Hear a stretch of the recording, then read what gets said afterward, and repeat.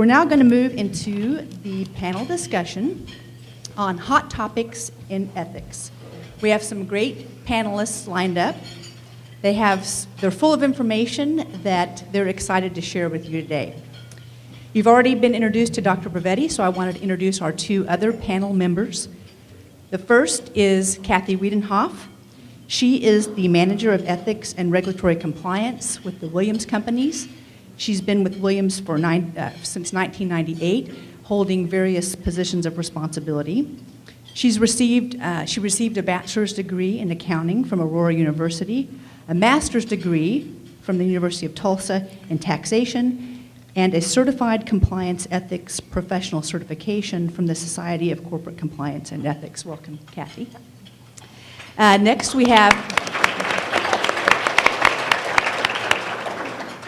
we have Grant Jackson. Grant is the Chief Compliance Officer and Managing Attorney for OneGas. He has responsibility for the company's Compliance and Ethics Department, in addition to providing advice and counsel to management on labor and employment matters.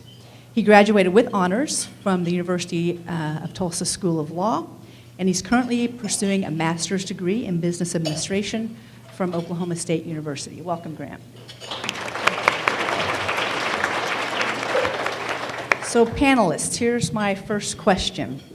Compliance and ethics can be somewhat of a dry topic, so do you have any ideas for how to liven things up and to promote employee engagement in the area of compliance and ethics? And Grant, you want to take that one first? Yeah, sure. So I'm relatively new to my role, 6 or 7 months in, and so I was fortunate enough to kind of inherit a program that was already in really good shape. So any of the good ideas you hear today are probably because a lot of the people in this room, my predecessors and coworkers.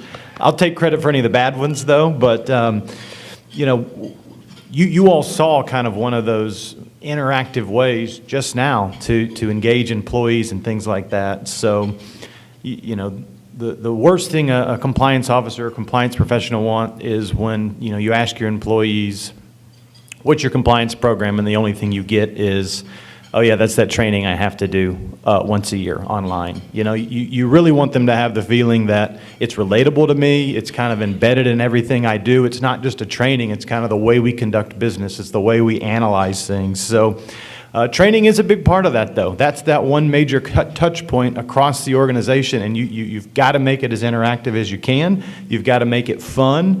One thing that a lot of organizations, including OneGas, have done is you might not know it, but there's a National Compliance and Ethics Week. It's every November.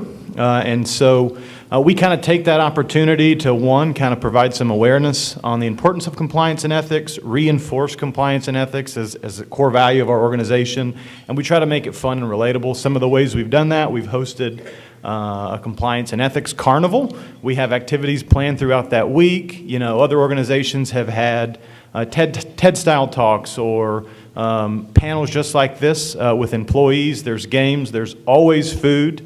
So anything you can do to kind of get people in and then get your message out is important.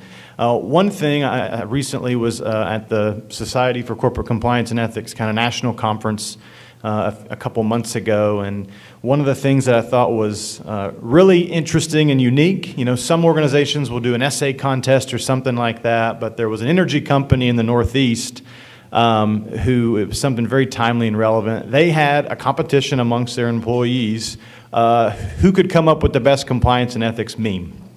And meme is kind of the exemplifies our society right now. We want something quick, punchy, in a few words that gets your point across. And so I think that's a great way to kind of engage your employees, engage a younger crowd, a more tenured crowd. Everyone likes a good laugh. Everyone likes to make it relatable. So those are some of the ways, besides just your everyday ordinary training, you can liven it up a bit. Very good. Kathy, do you have anything to add to that? I just say we got to make it fun. I mean, we have that annual training that we do for all of our employees, but if you only have it done once a year, it's hard to keep it in the forefront of everybody there. So you want to be able to find ways to have touch points with the employee base throughout the entire year. So one of the things we came up with a couple of years ago was on the, we show it, I call it TED Talk Tuesdays at 2. So every other Tuesday, at 2 o'clock, I go ahead and I show a TED Talk. I take a half an hour and put it on people's calendars. It's optional. You can come if you can make it, and you don't have to come if you don't want to make it. I pop popcorn, so we have something there because food is the draw. And then we pick a TED Talk. And for those who aren't familiar with TED Talks, and I find that hard to believe, I'm a TED Talk junkie, it's for technology, entertainment, and design. And you can find a huge number of things in their library as far as topics you can choose from that are very relevant to what's happening today or in business, interaction with people. So, for example, one of our last ones we showed, and one of my table mates here, Machandri, recommended it for us. It was on civility. And the actual name of it was Why Being Respectful to Our Coworkers is Good for Business. And I think that's pretty darn relevant, especially today. And it really kind of gets people to get away from their desk. They are engaged. It has some great discussion that comes out of those TED Talks.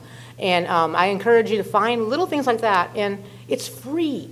So it's not a budget burden for folks on there. You just have to be able to gather and show it type thing. So I would suggest that. Great. Those are some great ideas. Next, and Kathy, maybe take this one. Would you share an approach to ethics in your organization that you would consider to be a best practice? I think there's a couple things I want to just kind of mention under for that question there. We all have a code of conduct, and we can see a lot of our codes online. They're part of our external websites on there. And one year we went ahead and brought our code of conduct to our third-party hotline and had them grade our code of conduct. It was a little bit, should we say, bland as far as appearance.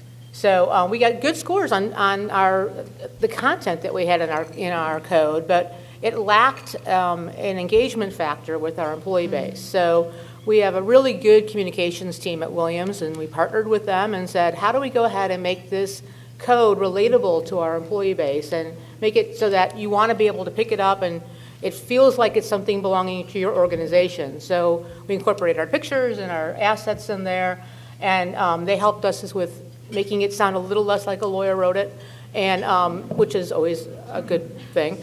And it's much more relatable now, I think, for anybody in our company to go ahead and use that, and it really kind of pops. So you're welcome to look at it online. If you have any questions on that, you're always welcome to ask me about that. And I want to mention one other quick thing, Kim. We use a company called True Office for our code of conduct training, and we've been really impressed with some of the technology that we've worked with them on developing there. And I know not everyone can do this, but being able to measure your results, I think, is really important.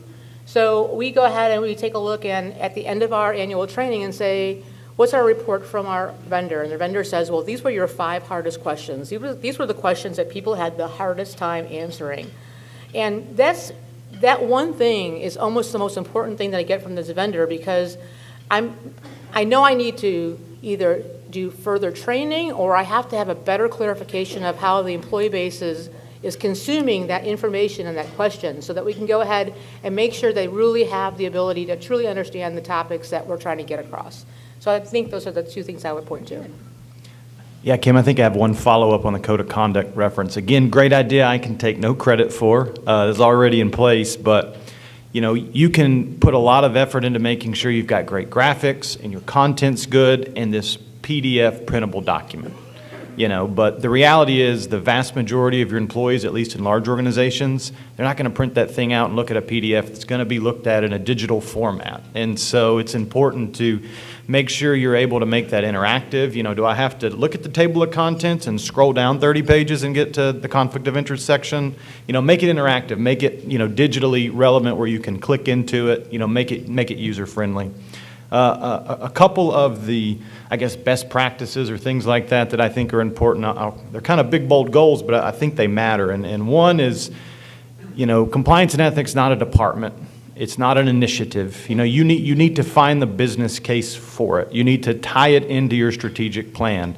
You know, whether that's a commitment to be 100% compliant, or that's a commitment, you know, to be timely in your regulations. You know, corporate social responsibility, things like that. So, you know, we're all familiar with Uber and some of their challenges in the past couple years. They recently got a new general counsel. His name's Tony West, and there was an interview with him that I looked at, and he kind of made this case for you need to make compliance and ethics a competitive advantage for your organization. And that sounds like an admirable goal, but what does that mean exactly? And you think of Uber, they're a new company, they're a startup, they're going into emerging markets, and there's a little bit of this dilemma between growth and innovation and compliance and ethics. You know, and he said, in his opinion, you can't look at it that way. You can't look at them as competitors or opponents. In the short term, yes, there might be some setbacks from a growth and innovation perspective, but if you're building your foundation in compliance and ethics, your company's going to have much more long-term stability and growth. So I think that's important. You tie compliance and ethics into your strategic plan. You incentivize employees for it. And your leaders really own it and talk about it all the time. The other thing, and this is kind of similar as well, is embedding it into your culture.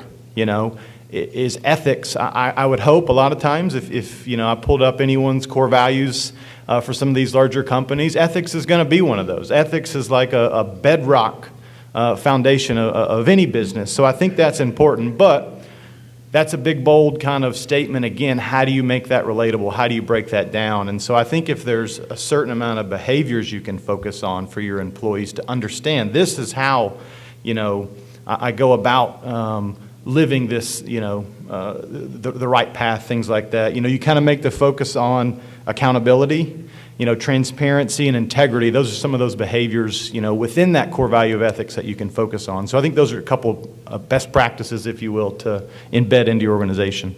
Very good.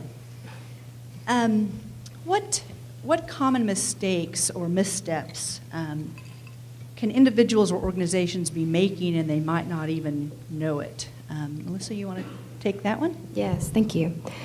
Well, there's the concept of data rich but information poor. And that means that we do a really good job of collecting data. We gather it in, maybe we take surveys. It's an easier step, so to speak. However, the interpreting and evaluating, the what are we going to do part, that's the tricky part. And so it's very important that once you get the information, you have a framework to see what the findings are. What does it mean? And I think you can be very creative. There's all kinds of ways you can pull in data. But we have to justify why we're doing it. So there can be a lot of creativity and excitement, but there has to be clear evidence and justification. And I want to mention that to do it well, to evaluate places and practices, it takes time, and that's the tricky part, because you have to take the time to gather, and then you have to take the time to get together and evaluate and interpret. And so there's been quite a few institutions that were struggling, and they wanted to figure out how we can improve. You know, they were bleak institutions, and they kept saying, how can we get better? And there was a twofold approach that really was magic, if you will. One is rigor. I know all of us are like, ooh, rigor, but appropriate rigor is meaningful. So having good content is important. The second part is trust. And when you think about two things being rigor and trust to lead to improvements, it makes sense. They both take time, but you can have one without the other. And I give the example of a coach. Perhaps you had a coach that knew their stuff, but they didn't have the relationships, and so we couldn't get to that next level that you're wanting. But you could also have someone that has all the trust, but they don't have the information or content to really lift everyone up. So it's very important to have the rigor and trust of your colleagues and people around you. Very good. Any other additional comments Anything else from the panel? One, I'll say I completely agree with Dr. Brevetti on this concept of we're data rich but information poor. If you don't know what data you're collecting, if you're not able to kind of analyze it, that's almost worse than collecting it to begin with. And that's a challenge for a lot of us with more mature compliance and ethics programs. We've got a lot of data, and the vast majority of which are these lagging indicators. This is what has happened, and I think the challenge is to kind of turn that in and find those opportunities for leading indicators so you can avoid those things. I certainly don't have that figured out, but that's definitely a challenge. Common misstep I see is probably more so focused on the rollout of compliance and ethics in your culture, and one of the most important things is tone at the top. If you don't have buy-in from your executives, you're not going to get off the ground floor. But that's not really all, and then also you've got to engage your employees at the front line as well. Those are two absolutely critical elements, and I think what gets missed, and I understand why, is kind of this mood at the middle, middle management. And if you kind of think about it, in my opinion at least, middle management are the individuals who probably can make the most impact on your culture in both a positive way and a negative way. And they're the ones that are going to make sure that your employees' experience kind of match the promises that you're making at a high level. And so I think, if you need to make sure you're really paying special attention to your middle management, you're giving them the resources they need, you're giving them the information they need about maybe your investigative process or your program or ways to integrate discussion and dialogue within their group about the importance of compliance and ethics and how they go about their business every single day. So I would say a common misstep might be to kind of forget about the importance of middle management. Good. To add one more thing on Sure. there. There's a pretty good white paper out there on NAVIX, and if you're not an NAVIX participant now, you'd have to download and put your name on there, and it might seem like you're in some kind of timeshare like thing when you have to talk to them in the beginning. But it's a good white paper on the ROI of data, and we all get kind of comfortable in our comparison of metrics from quarter to quarter on how many reports that we have. And some, even in our board meeting, they'll say, well, why is it higher this month than it was last quarter or last year, type thing on there. And I'm very hesitant to point to certain things on there, and I always feel like when we're getting reports, it's a good thing. And this white paper does a really good job of kind of tying that. When you are seeing increased reports, that really talks about a maturity of your program, that people are really feeling comfortable when they can go ahead and bring a concern forward, and they feel like they'll be heard. People won't retaliate against them. Those are all very, very good things. So it keeps our employee relations team, they're here, thank you, very, very busy, but it's also meaning that our employee base trusts the process, and that's what's important. Okay. Gifts and entertainment are always a hot topic in ethics. What distinguishes an inappropriate gift or entertainment from just the normal way of doing business? So, what about golf tournaments and tickets to events, a thank you gift for appreciation of someone's business? How do companies find that correct balance, and how do you guide employees on this topic? You want to start? Sure. Grant? No compliance officer or kind of manager of the program wants to just be the ticket policed and things like that. But it's important that we have some parameters around those things.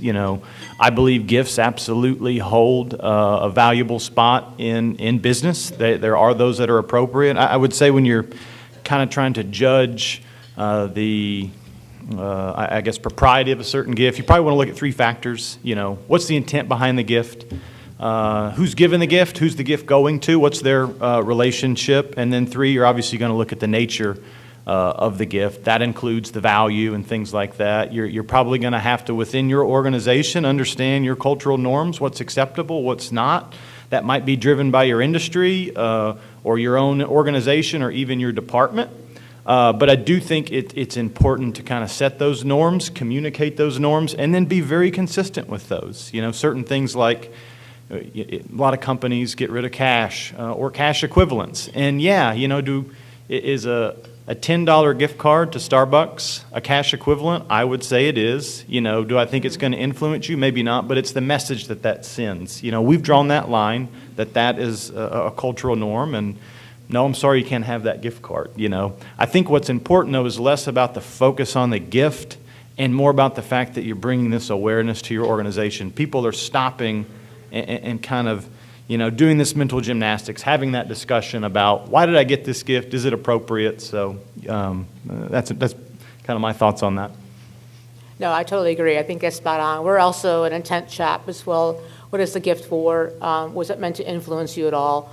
I think the important part is to give your employees the resources they need to ask the questions and some process in place for so they know they can ask a question. Because, you know, I kind of use the words, you know, if your spidey senses are going off and about what this gift is for, you need to ask somebody.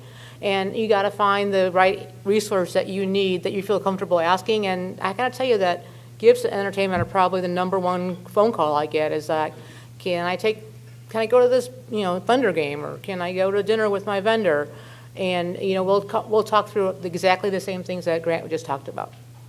You know, kind of one thing I'll add is that when you go back to that, you know, to who's it to, who's it from, I will say there are certain special relationships or that you need to look out for, you know, is this lunch with a regulator, or could this be perceived, you know, things like that. There's certain relationships that organizations have that do get special treatment, and maybe you do have a much more stringent stance, you know, a no gifts, no lunch, no nothing, just to avoid the appearance of impropriety. So yeah, along those lines, I know around the holidays we get letters from some clients that basically tell us, we do not want any gifts because it may be difficult to decide, you know, what's on the correct side of the line and what isn't.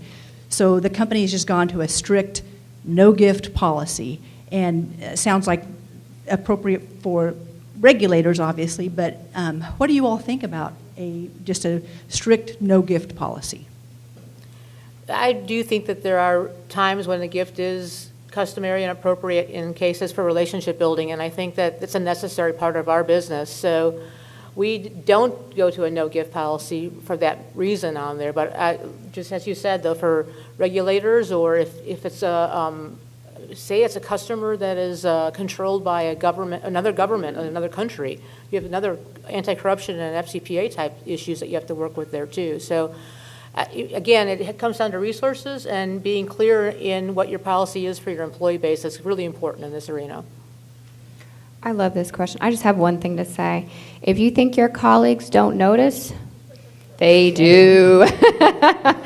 You know, we had a director who was accepting many, I think Grant used the word nature gifts, where they were expensive gifts from around the world, and people kept passing classes. So if you think it's not a big deal or people don't notice, think again. Good. What has been your approach, Grant, in creating a culture where employees feel that it's okay for them to come forward and make concerns known about ethics? Yeah, I think this is really relevant. You know, you've seen in the news a lot that people have had these concerns and complaints for years and have kind of never said anything about them, and now they're just kind of coming to light. I think there's probably two main inhibitors behind, you know, preventing a speak-up culture, if you will. One is fear of retaliation. You know, none of these are unique. Fear of retaliation, and the second is this thought that, is this just an exercise in futility? Is nothing going to happen? And so, you know, to the first point, everyone kind of says they have a retaliation policy, or at least I hope they do, but you need to proactively go out of your way, in my opinion, to champion that, to evangelize that, to make sure, again, that employees' experience is matching what you're selling them. So to the next point about, you know, nothing will happen, is this just kind of an exercise in futility? I think it's important to kind of demystify the complaint process or the investigation process. I think transparency is very important. There's really no magic to it. There's an allegation, and we want to understand the facts, and people are going to be talked to, and the compliance professionals are going to do the best they can to get to what really happened. But I think another thing that's important is you've got to treat complainants with dignity and respect. And I think to the extent you have people who do come with valid complaints that are substantiated, they don't need to just get a flat closing letter that says this was substantiated, we're addressing it. There needs to be some more, TLC associated with that. Thank you. You've made our organization better because you had courage, to step up and let us right this wrong. So, I definitely think complainants need to be treated with dignity and respect and even followed up with. I totally agree. And I think that just as we talked about how people will notice if you're receiving gifts, people also notice when they pass on that they were treated well in that process down there. And they tend to, when they hear somebody's having an issue, they're like, you should go and talk to that lady up there in 47 because she'll listen to you and she's got good candy. Because I do. It's one of those things where, you have to create that culture for people to say, I trust this process, and that process is key. And, we built that, we've taken the time and effort, and it takes a lot of cups of coffee to get that culture built in your organization, but it's really important to do that. You can't just, stay in your office and never leave, and you have to be out there, and you got to walk around, and if you're not visible, use your face in your videos. We have a FERC training that we did. It's my other hat that I wear. All of our compliance folks and our general counsel, they're in the video. So when we walk around town and people are saying hi to us, and I'm sure that they've seen this video, and but they know who you are, and it demystifies the person behind there. And go out and talk about your hotline. Your hotline is really important because it's one more resource you have out there. And always, always, always emphasize that confidentiality is there. Now, there's going to be cases where if it's something about safety or something that is criminal, you cannot guarantee a confidentiality on something like that if someone has come to you in your office on that. But for the most part, we do a really good job of trying to make sure that we respect that, and they're treated with respect, and we can move through that process and get a good outcome in the end for everybody.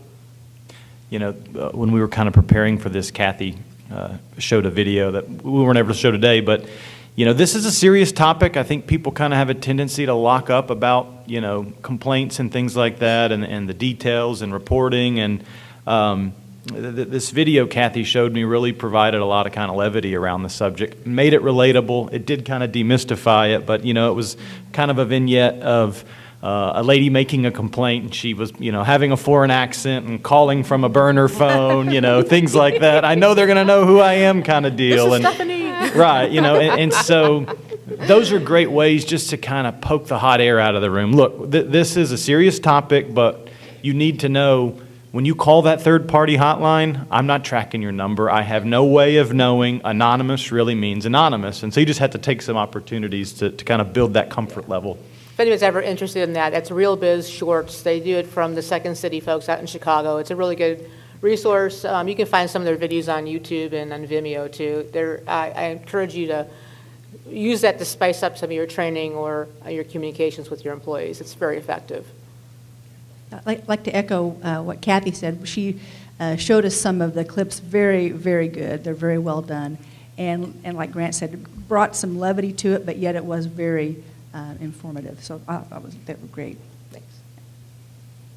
Well, kind of along that same lines, Grant, you mentioned sometimes employees can feel like their complaints are just futile, and I know you're looking for ways to be more transparent, but how do you let the complaining employee know that the company actually took action while sort of balancing that personnel confidentiality? I know a lot of companies seem to be struggling. They want to make sure their complaining employee knows that their complaint was handled and something was done, but what's the balance there, just real briefly, on protecting personnel confidentiality?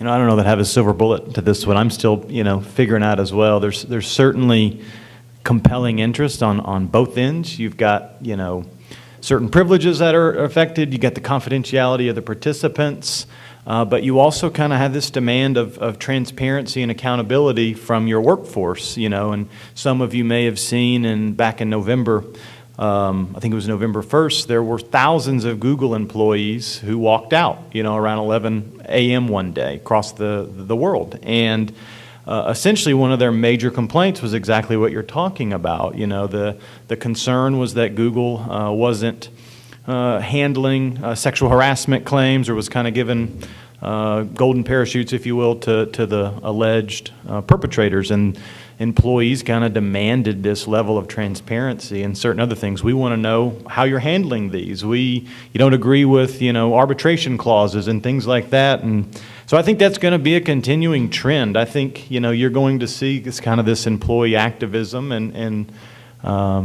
organizations are going to have to figure out what that balance is, and maybe the scale has shifted a bit to we're going to have to give a little more transparency as opposed to strict confidentiality, on these things. But you got to be smart about it. Full transparency will, you got to take privilege and things like that into consideration. So I don't know that I have a great answer, but boy, it's certainly a sticky issue.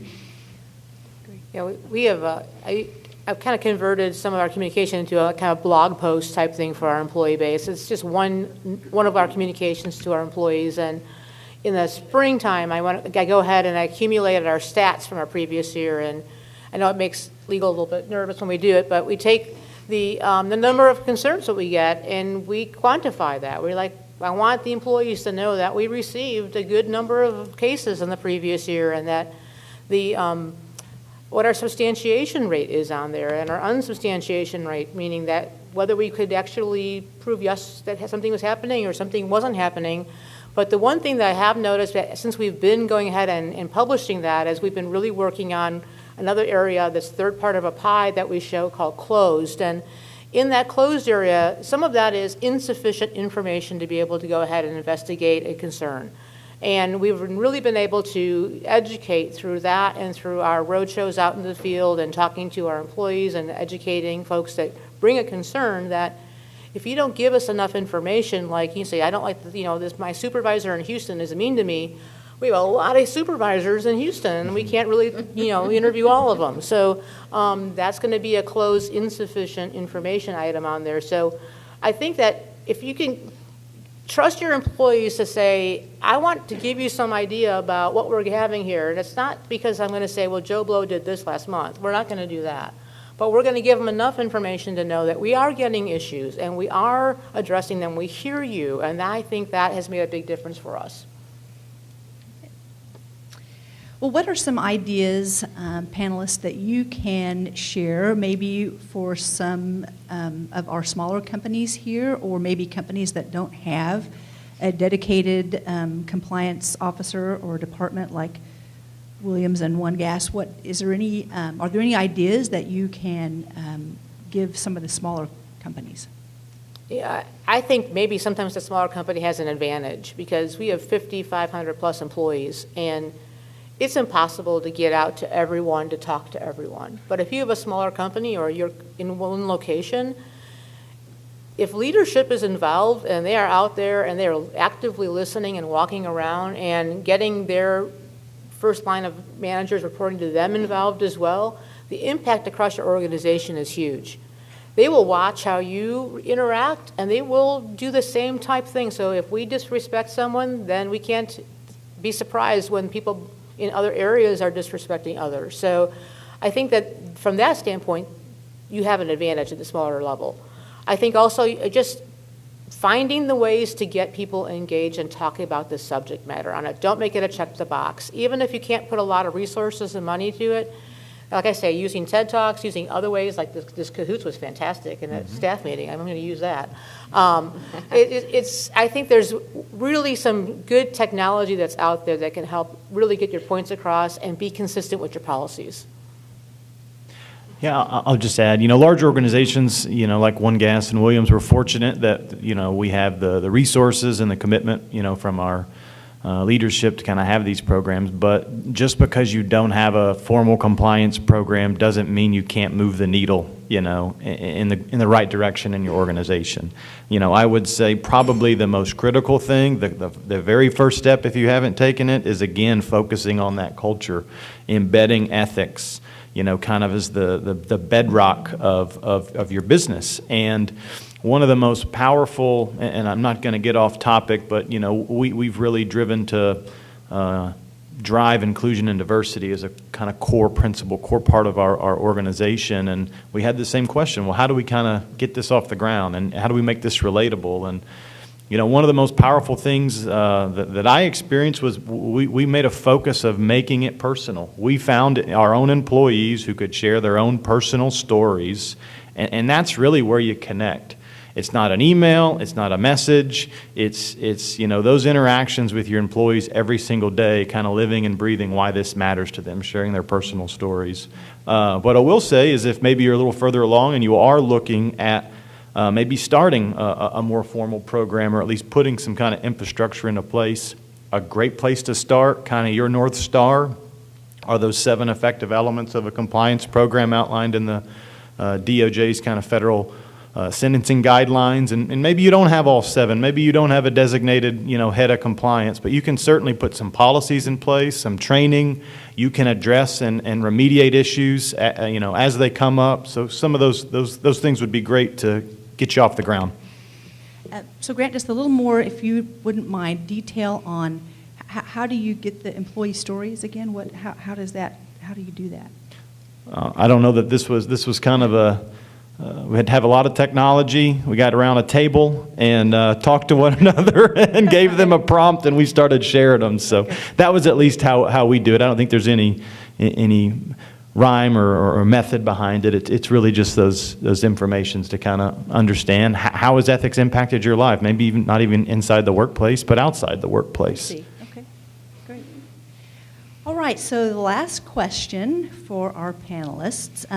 What are some of the emerging issues or trends that you all are seeing in the area of business ethics? So Melissa, do you want to take that one? Well, yes.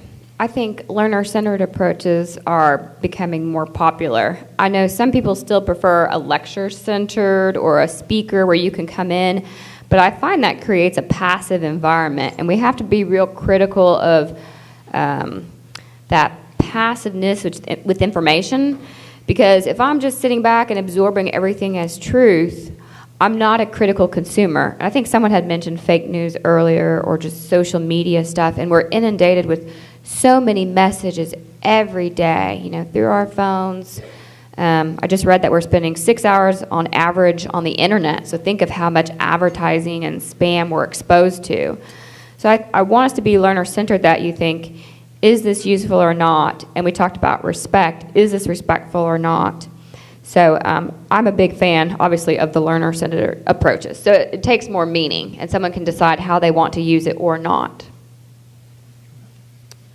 I think that as the world evolves and the instantaneous news that we're getting today, I notice at different times when things are happening in the world. So during the presidential election, I felt there was a higher number of workplace respect issues. People were just very passionate about their topics out there. When you see areas of the country that may be in conducting themselves in ways that not everyone agrees on, I think it may equate to some folks thinking that anybody can say anything for any reason and not have any consequences about it. I've decided that Twitter is maybe not always your friend. It's one of those things where I think that we're really going to have to look at how social media affects these things, and as these big media things flare up, we're going to see some impact from there as well. I know that we've talked a little bit about activism. You want to kind of touch on that a little bit? Yeah, this is kind of one area that I think is going to continue to emerge, and I touched on it earlier with Google.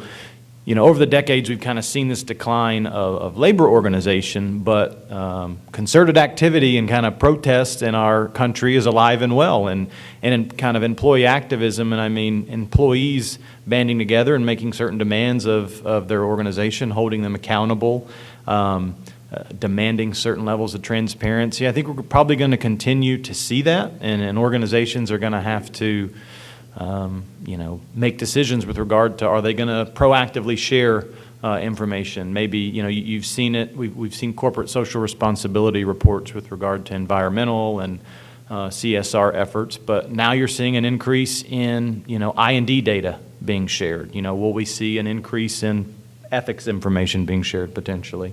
So I definitely think that's going to be an emerging issue. The other thing I'll say really kind of dovetails off this social media topic. There has absolutely been this erosion between your professional life and your personal life. You know, maybe decades ago that was a very clear line. And with social media and things like that, I don't know that we have that luxury anymore. And so employers are going to continue to be faced with how do they address off-duty conduct of their employees wholly unrelated to their business that impacts their reputation or maybe doesn't align with their core values. And that's a challenge, you know, and it's especially a challenge for public employers as well. And then kind of the final thing is I think our society has evolved where there is a expectation of instantaneous response on issues. You know, when an organization has a ethics issue or something, ethical breach they're working with, yes, you know, you've got the court of law and you've got to address your response and things like that. But as equally important now is a court of public opinion, and you've got to have effective approaches for handling both of those simultaneously. You know, the lawyer in me just wants to go to the corner and say no comment.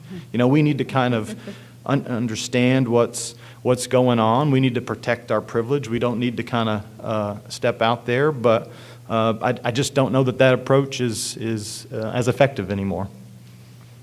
Yeah, just one other thing on there. We've also even looked at, you know, we have activism happening on both sides. You know, we might have, you know, we've experienced where we'll be promoting a really positive thing that's happened on social media, and then we'll get a tweet or a Facebook post or some other type of communication that says, oh, well, you do this wrong. And now it's, you know, counteracting what you're trying to do that's positive in the organization too. And everyone's very organized right now as far as, you know, how they're making these approaches, and I call them almost attacks in the social media area. So I do think that's probably where our biggest burden will be, trying to stay ahead of that technology, as well as, you know, we have, I think there'll always be ahead of us a little bit on that, and how we react, hopefully it will be quicker in the future.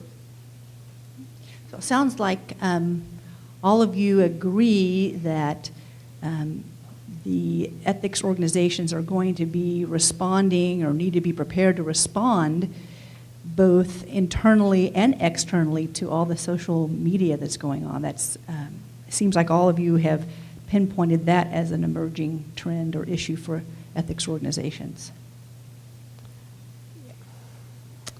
Yeah, I always laugh because we show these TED Talks on there, and I'm like, one of the TED Talks on Uber talked about how things have changed so much since even when I started my career at Williams. You know, we would say, don't call strangers, don't get in a stranger's car, and yet we call Uber and they take us everywhere.